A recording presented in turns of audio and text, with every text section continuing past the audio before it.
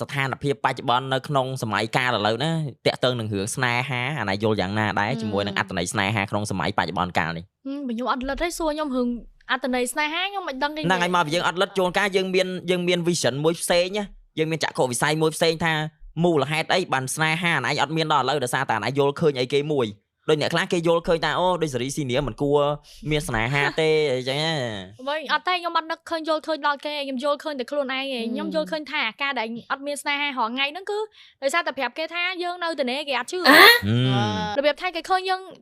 រឹងមាំអីពេកអញ្ចឹងទៅគេគិតថាអូម្នាក់ស្រីនេះរឹងមាំអញអាចគ្រប់គ្រងបានទេអញ្ចឹងទៅគេក៏អត់យកយើងហើយដល់ពេលហើយទៅគេអ្នកមានទៅគេឃើញយើងរបៀបរឹងមាំដែរអញ្ចឹងគេថាអូកូននេះរឹងមាំយើងអត់អាចយកមនុស្សស្រីអញ្ចឹងយើងត្រូវការគេត្រូវការមនុស្សស្រីទុនខ្សោយដើម្បីជួយបដិបណៈគេវារបៀបអញ្ចឹងនិយាយថាខ្ញុំគឺអត់មកខ្លាំងអត់អូអញ្ចឹងទស្សនៈបានហើយគិតថាស្នេហានៅពេលបច្ចុប្បន្នកាលរៀងពិបាកដោយសារតែអ្នកមានសមត្ថភាពច្រើននឹងមួយមិនវាដូចអត់ដឹងហ្មងដូចមានតែមួយម៉ាត់ទេគឺថាប្រាប់គេថានៅតែគេអត់ជឿអូគុណបាទ